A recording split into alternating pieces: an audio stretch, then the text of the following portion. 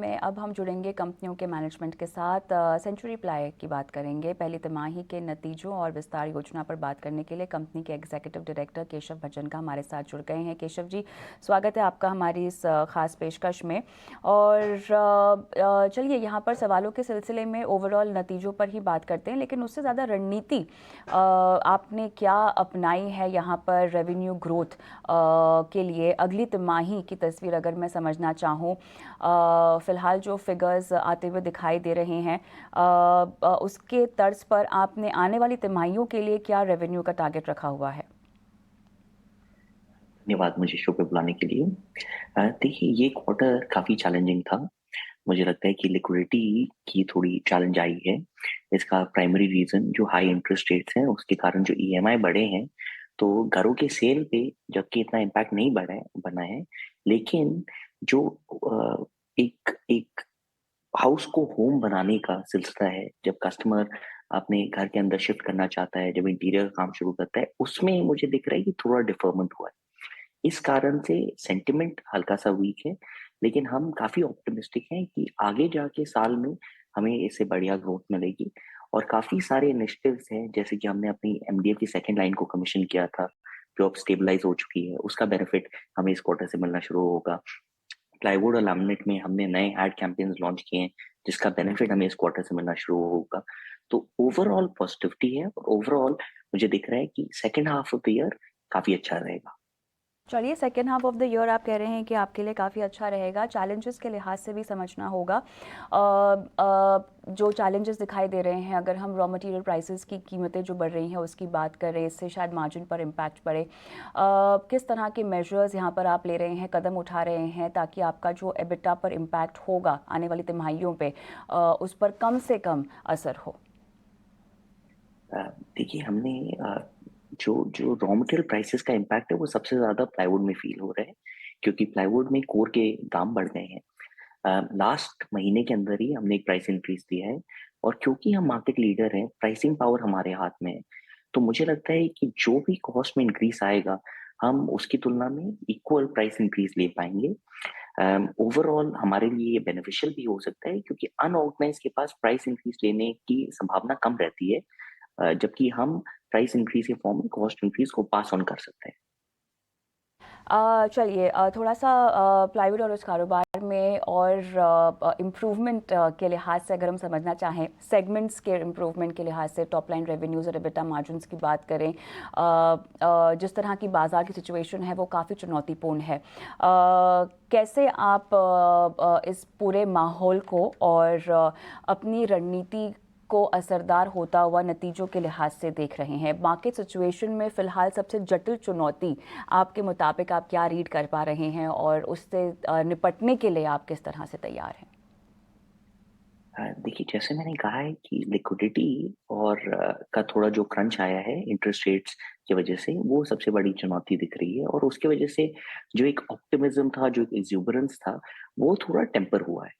लेकिन हमारे हर सेगमेंट में हमने कॉन्क्रीट एक्शंस लिए हैं। प्लाईवुड में हमने अपने 100 डिस्ट्रिक्ट प्रोजेक्ट को काफ़ी पुश दिया है। प्लाईवुड में हमने एक नई एड कैंपेन को लॉन्च की है और हमने अपना एक चैनल एक्सपेंशन पे फोकस किया है। लैमिनेट के अंदर हमने सैनिक लैमिनेट को लॉन्च किया है।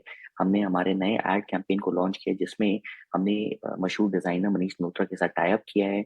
एमडीएफ के अंदर हमने एक नया लाइन का कमेंसमेंट किया है एंड मुझे लगता है कि ये सारी रणनीतियों की वजह से हमें सेकंड हाफ में अच्छी ग्रोथ मिलेगी और ये जो कठिन समय दिख रहा है, इसमें भी हम ग्रोथ ला सकते हैं। केशव, ये जो प्रोजेक्टेड ग्रोथ है प्लाईवुड की लगभग 8 से 10%, उसको लेकर आप क्या रणनीति अपना रहे हैं? करंटली अगर हम देखें तो 6 से 7% के आसपास एक्सपेक्टेड है वॉल्यूम इंक्रीज। प्राइस हाइक को लेकर और इस रणनीति को लेकर आप कोई जानकारी दे पाएंगे? जैसे मैंने कहा था लास्ट महीने हमने ऑलरेडी प्राइस हाइक ले चुका है प्लाईवुड के अंदर और देखिए 6 से 7 वॉल्यूम 6 से 7% के लिए हम ऑलरेडी ऑन ट्रैक हैं। लास्ट ईयर आपको याद होगा तो Q1 में कोविड बाउंस मिला था क्योंकि Q4 थोड़ा-सा हिट था उसके पिछले साल का ड्यू टू ओमिक्रॉन। तो मुझे लग रहा है कि प्लाईवुड में we are well on track और ये जो 6 से 7% का वॉल्यूम इंक्रीज़ है, मेरी उम्मीद है कि हम इससे कुछ बेटर ही कर पाएँगे। मनीष मल्होत्रा कोलैबोरेशन का इम्पैक्ट रेवेन्यू पर किस तरह से, और साथ ही क्योंकि आपके लिए काफ़ी मायने रखता है ये पूरा कोलैबोरेशन, तो मार्केटिंग को लेकर किस तरह की रणनीति जो है सुनिश्चित की गई है इस कोलैबोरेशन की कामयाबी के लिए?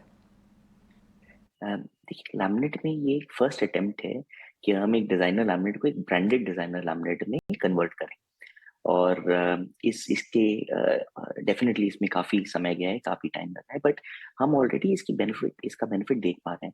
कस्टमर्स अब जाके Century laminates by Manish Malhotra देखने की कोशिश कर रहे हैं।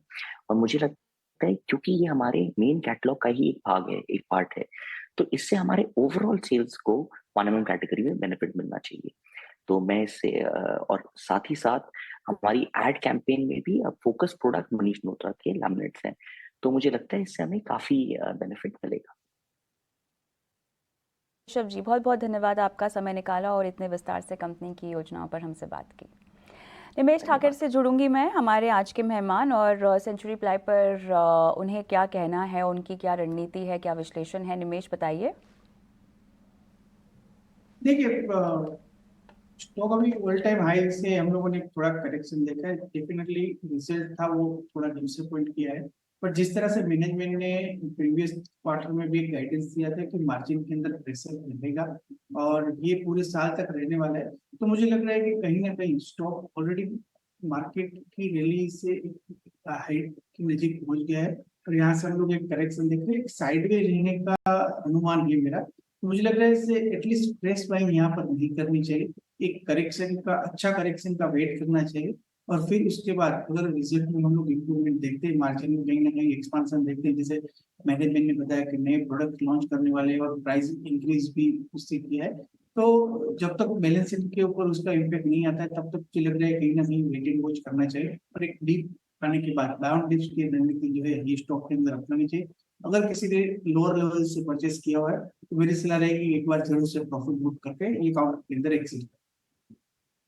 आपने कहा कि बीच में लेवल्स थोड़े से अगर नीचे आ जाएं तब सोचें, तो वो नीचे के लेवल्स पर क्या आपके वो होंगे, काउंटर्स होंगे? देखिए, मुझे लग रहा है 550 530 will be a strong support area. तो मुझे लग रहा है कि अभी 630 के आसपास स्टॉक ट्रेड करा है, तो करीब यहाँ से 20% और, तो 550 के नीचे अगर आता है तो वहां से एड करना स्टार्ट करना चाहिए।